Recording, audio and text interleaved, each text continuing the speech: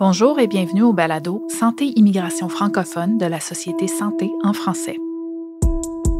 Cette initiative, financée par Immigration, Réfugiés et Citoyenneté Canada, a pour but de renforcer les capacités pour un accueil en santé des personnes immigrantes francophones. Cette série de balados vise à discuter des apprentissages et témoigner des retombées de projets visant à mieux soutenir les communautés immigrantes francophones en milieu minoritaire au Canada. Cet épisode cible le volet 3 de l'initiative, soit la production d'outils destinés à appuyer les professionnels de l'établissement. L'animatrice Milendo reçoit les invités Calista Emerson, gestionnaire en développement économique et employabilité au Carrefour Nunavut, qui collabore dans le volet immigration avec le réseau Santé en français au Nunavut, et Ferdinand Bararozunza, gestionnaire pour le réseau en immigration francophone de la Saskatchewan, qui travaille en partenariat avec le réseau Santé en français de la Saskatchewan.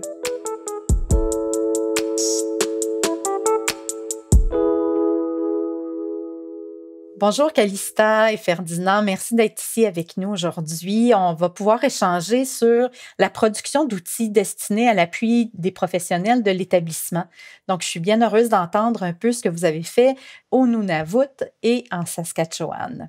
De votre côté, pour débuter, Calista, pouvez-vous nous parler un peu plus de quel besoin est né, comment ce projet-là a émergé? Notre projet est né du fait qu'au Nunavut, nous observons depuis un moment une forte croissance de nouveaux arrivants sur le territoire. Et ces personnes qui arrivent, auxquelles sont inclus les membres de la communauté, on a constaté qu'ils avaient des préoccupations auxquelles il fallait répondre. Et c'était un ensemble de besoins complexes qui visaient à faciliter leur intégration et à garantir l'accès aux soins de qualité au niveau de l'hôpital. Les nouveaux arrivants, on a aussi remarqué que ces personnes qui arrivent ont des difficultés à comprendre le système de santé au Nunavut, les différences culturelles et ont beaucoup de barrières de langue. Donc, ils ne savent même pas qu'en allant à l'hôpital, il y a un service de traduction qui existe. Et tout ça sont des points qui entraînent des malentendus et des obstacles à la communication entre les patients et les professionnels de la santé. C'est de tous ces éléments qu'est né le besoin de formation pour aider les nouveaux arrivants à mieux naviguer dans le système de santé et à communiquer efficacement avec les besoins. Et aussi, ces formations visent à appuyer les services aux immigrants que le Carrefour Nunavut offre. Donc, ça permet non seulement leur intégration, ça leur permet de comprendre le système de santé, de mieux naviguer et ça facilite aisément leur intégration sur notre territoire. Merci, Calista. Et Ferdinand, en Saskatchewan, qu'est-ce qui a fait en sorte que vous avez choisi de développer des outils pour mieux aider les professionnels de l'établissement? En Saskatchewan, le réseau santé en français amène aux nouveaux arrivants un paquet de services en français. Primo, les informations sur les professionnels parlant français, ainsi que l'accompagnement ou le référencement vers ces professionnels. Secondo, je pourrais dire que les ateliers de formation sur les grands problèmes et défis, ainsi que les bonnes pratiques en matière de la santé, sont tout aussi utiles pour les nouveaux arrivants francophones. Voilà donc essentiellement les deux grands types d'outils développés pour bien intégrer, bien installer, bien inclure les nouveaux arrivants francophones. Merci, Ferdinand. Puis, j'imagine que tous ces outils-là ont permis de créer des nouvelles connaissances, ont permis de créer des changements. Qu'est-ce que vous avez vu grâce à ce développement de toutes ces formations et les outils que vous avez pu rendre accessibles? Justement, grâce à ces outils, les nouveaux arrivants francophones connaissent là où ils peuvent trouver des services en français. Et quand ils ne peuvent pas accéder à des services en français, ils ont une idée des agents en établissement qui pourraient les aider à s'en sortir, d'une part. Et d'autre part, la connexion communautaire et le réseautage issus des ateliers de formation, des ateliers d'échange, leur deviennent très utiles parce que c'est très important que les nouveaux arrivants sentent qu'ils sont pris en compte dans ce processus de leur accueil. Puis ça crée des liens aussi entre les professionnels de l'établissement, entre, dans le fond, les agents d'accueil, entre le réseau de la santé et les nouveaux arrivants. Donc, j'imagine, Ferdinand, que vous avez vu des bénéfices là, dans tout ça.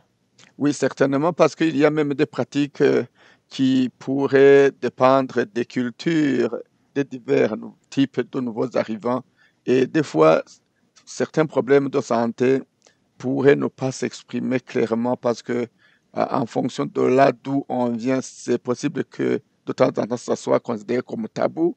Alors, les Mhm. bonnes pratiques qui sont enseignées dans ces ateliers d'échange et de formation permettent aux nouveaux arrivants de briser les barrières pour ce qu'ils appellent des tabous dans leur pays d'origine. Oui, puis Calista, je pense que vous aussi, vous avez vu vraiment des changements qui ont émergé à partir de ces projets-là. Oui, comme l'a dit Ferdinand tout à l'heure, ce que nous constatons, c'est que les formations que nous offrons, les services que nous offrons à ces arrivants, leur permettent non seulement de tisser des liens, ils se sentent en confiance quand ils sont sur le territoire, ils sentent qu'ils sont pris en compte et que leur voix compte aussi. Puis ce lien-là que vous avez eu aussi avec le Réséphone, puis toute la programmation que vous avez élaborée, ça l'a amené justement des nouvelles découvertes, puis des nouveaux apprentissages.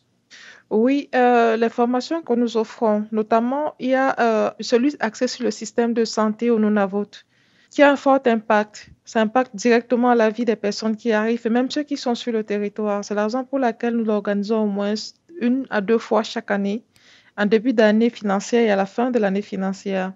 Parce que les personnes arrivent et ils veulent pour mieux comprendre et mieux s'intégrer, il faut qu'ils comprennent comment fonctionne le système de santé au Nunavut.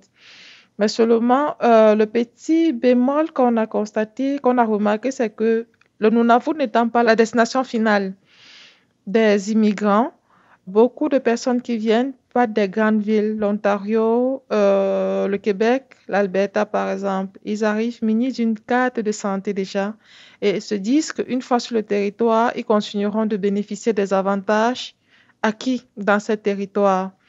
Mais une fois qu'ils ont suivi la formation, ils se rendent compte que ces cartes ne servent que pour les provinces auxquelles ils étaient établis et que s'ils veulent vraiment bénéficier de tous les privilèges ici, il faudrait bien qu'ils se fassent établir une carte du Nunavut pour le territoire. Donc ça, c'est quelque chose qui vous a étonné, auquel vous vous attendiez pas, ou c'est quelque chose qui était connu, puis que grâce au projet, vous avez pu y remédier? Oui, grâce au projet, nous avons pu remédier. Beaucoup ont pris leur nouvelle carte d'ici. Et chaque fois, au niveau des sondages que nous envoyons à la fin de trimestre, ce point revient toujours. Ils sont satisfaits, ils ont reçu toutes les informations, tous les avantages possibles. Ils ont même les personnes de référence, les personnes ressources au niveau de l'hôpital à contacter, notamment pour les services en français. Oui, donc ça doit être tellement utile pour eux d'avoir toute cette information-là, puis d'avoir ça accessible aussi à un endroit. Donc, c'est vraiment merveilleux, Calista, ce que vous avez pu mettre en place. Et de votre côté, Ferdinand, quel apprentissage vous avez eu à travers ce projet-là? Qu'est-ce qui vous a étonné? Plutôt, ce qui m'a plu, c'est cette possibilité justement d'accueillir les nouveaux arrivants francophones en Saskatchewan dans un secteur aussi complexe que la santé, où les gens, en venant probablement des pays comme l'Afrique, auraient des difficultés à exprimer leurs problèmes de santé suite à des tabous. C'est un grand impact. Ce qui m'aurait pas étonné, mais apparu comme un défi majeur, c'est notamment les longues durées d'attente dans les urgences et les longues durées d'attente pour les spécialistes. Mais aussi, il y a une question qui pratiquement est générale pour tout le Canada, c'est que les résidents permanents peuvent passer un certain nombre de mois sans avoir un emploi. Alors, quand ils vont consulter les services de santé, c'est possible que le pourcentage qu'on leur demande de payer, c'est possible que ce soit difficile d'avoir de l'argent. C'est principalement les trois défis. Mais le réseau santé en français est là justement pour outiller les agents en établissement pour que ceux-ci puissent ajuster et adapter leurs services et leurs conseils à ces nouveaux arrivants, parce que nous sommes dans le contexte des services indirects. Là, ce projet, il est vraiment très utile. Absolument. Ferdinand, au niveau de la Saskatchewan, qu'est-ce que ce projet-là, la production de tous ces outils-là, qu'est-ce que vous voyez comme retombées à long terme? C'est une très bonne question parce que les besoins des immigrants francophones sont dynamiques, en perpétuelle mutation, et cela en fonction des changements de l'environnement communautaire, de la taille de la population à servir, de l'environnement économique des provinces et de l'environnement macroéconomique du pays, le Canada en général.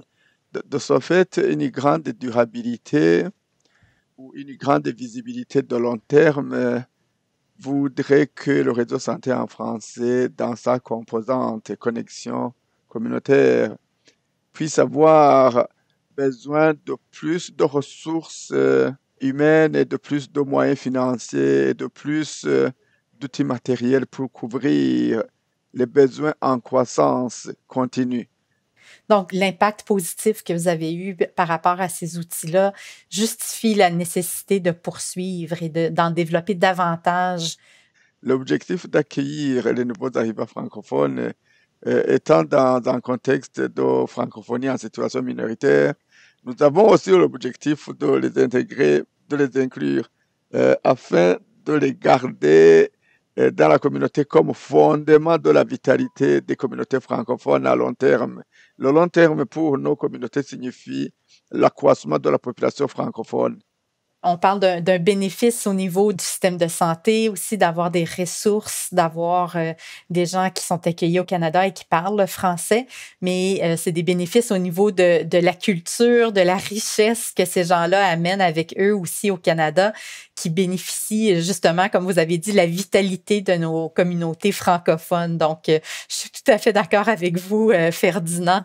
Je voudrais terminer par un petit mot de remerciement à l'endroit des organismes communautaires francophones et membres du RIF-SK, mais aussi aux communautés francophones et aux amis de la francophonie pour leur participation et leur contribution aux diverses occasions d'échange, de formation. Et je voudrais aussi remercier le réseau santé en français de la Saskatchewan et plus précisément les organes de gouvernance et les organes de direction pour l'effort qu'ils font pour ce projet-là. Et enfin, je voudrais remercier IRCC pour les ressources. Oui, tout à fait. Puis, Calista, au niveau du Nunavut, j'imagine que votre projet aussi a eu des super belles retombées, puis vous voyez justement un impact à long terme de ce que vous avez mis en place. De notre côté, au Nunavut, comme retombées, les retombées sont assez positives. On estime que cela facilite une intégration durable et épanouissante pour les immigrants qui arrivent sur le terrain. Et parce qu'un immigrant, une personne informée, est mieux équipée pour prendre en soin sa santé, y compris celle de sa famille et pour les générations futures. Et comme retombée également, comme sur le plan positif, on aura des populations mieux informées et mieux outillées par rapport à l'environnement où ils se trouvent. Et cela permettra d'offrir les services adaptés pour mieux servir les populations à long terme. Et on estime qu'à travers les formations qu'on offre, les sensibilisations qu'on offre à ces personnes de conseil avec le RESEFAN, plus ils sont nombreux, plus les bailleurs de fonds pourront prendre cela en compte et mettre en place une structure plus adaptée qui permettront à ces personnes de ne plus se déplacer, mais de tout avoir sur place à l'hôpital. Donc, de bonifier l'offre qui est disponible directement au Nunavut. Oui. Oui. Donc, merci beaucoup à vous deux de votre participation. Puis, comme vous avez mentionné, l'objectif est vraiment de pouvoir accueillir ces gens-là, mais de les garder avec nous à long terme. Donc, merci beaucoup de votre participation et d'avoir partagé toutes ces belles retombées de vos projets. Et je vous souhaite beaucoup de succès pour la continuité et au plaisir d'échanger avec vous dans le futur. Merci beaucoup, Mylène. Merci, Mylène. Merci à Ferdinand aussi d'avoir échangé. Merci, Calista.